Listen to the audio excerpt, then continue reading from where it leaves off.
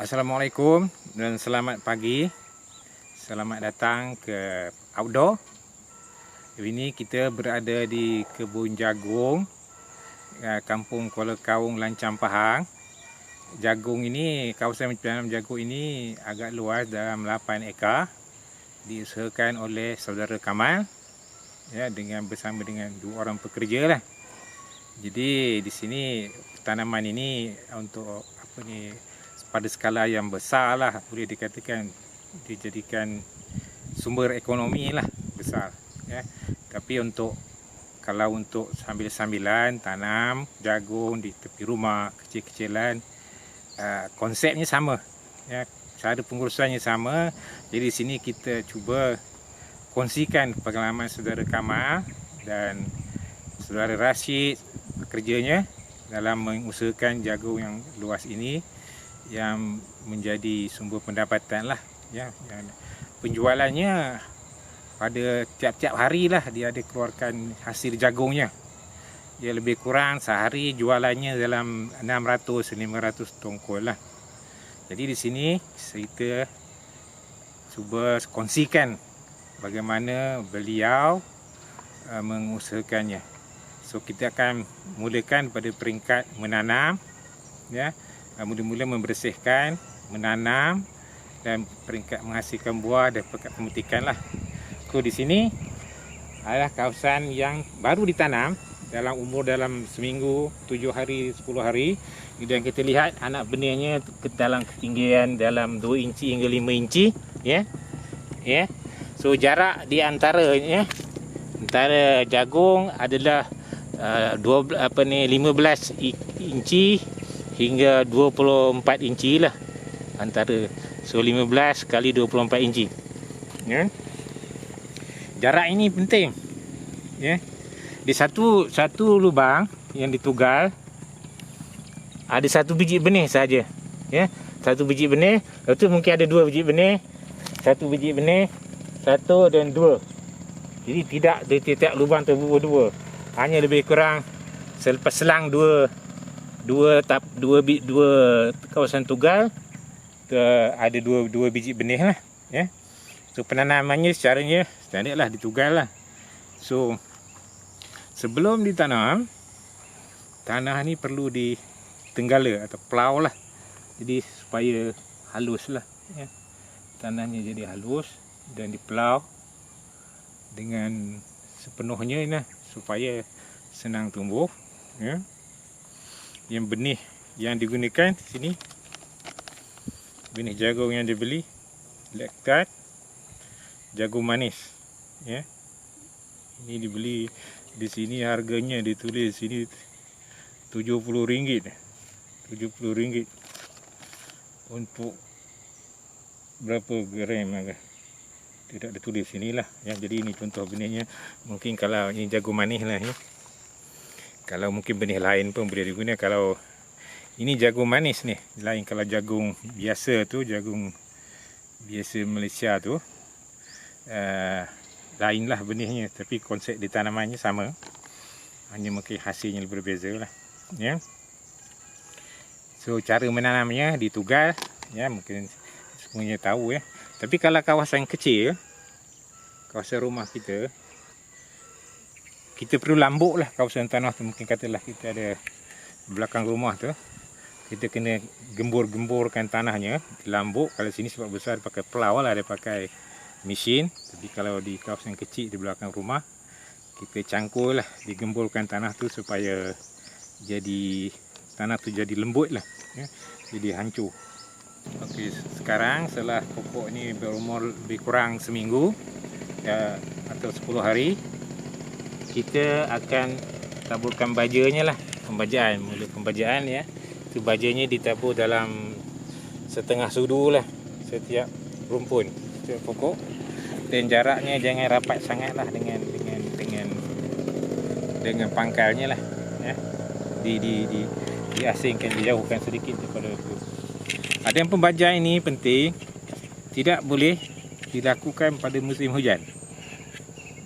Kena waktu kering. Sebab kalau musim hujan, nanti baja ini akan larut dalam air hujan, masuk ke dalam tanah, jadi tidak ada pembajaan di pokok itu.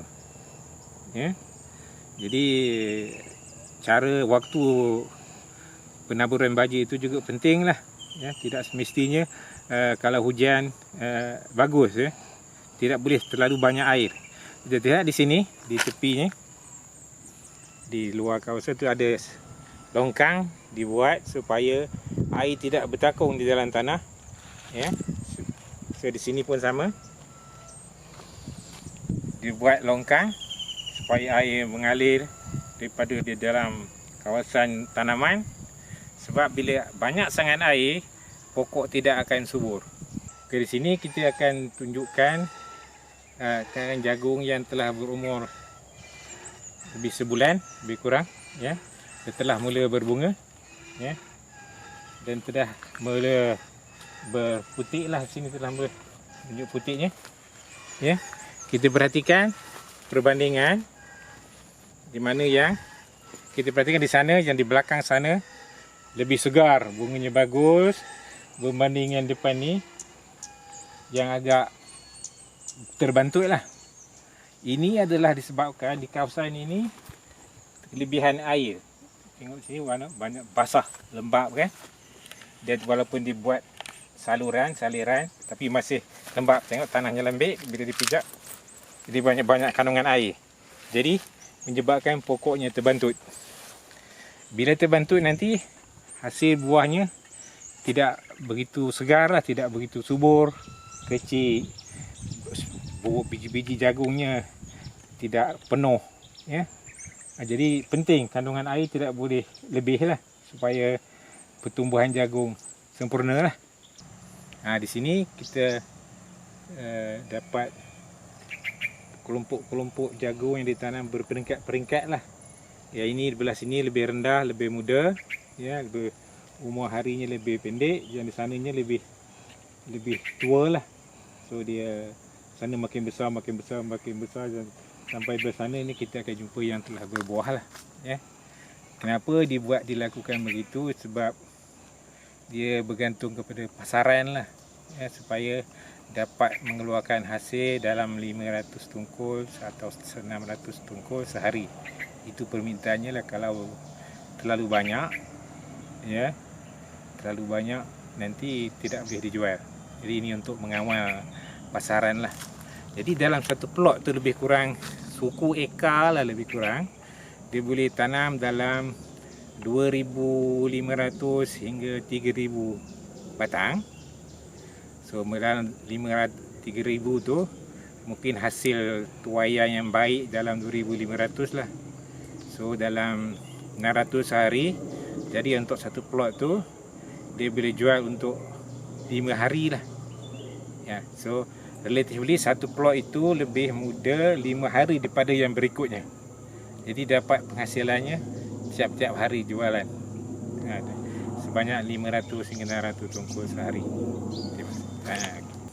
Ini kita akan tunjukkan sistem pengairan dia untuk menyiram ni.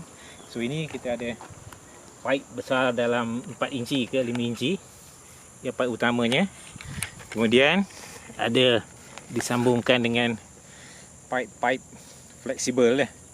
Jarak di antaranya dalam 10 kaki hingga 15 kaki. So kalau musim kering, penyiramannya dibuat 2 kali sehari. Pagi sekali, petang sehari. So di sini dalam kes ini sumber airnya diambil dari Sungai Semantan. Sungai Semantan lebih kurang 1 km dari kawasan ini. Disudut menggunakan enjin dan disalurkan kemari lah. Tapi kalau musim hujan, kalau ada hujan, tidak perlu disiram lah. Perlu.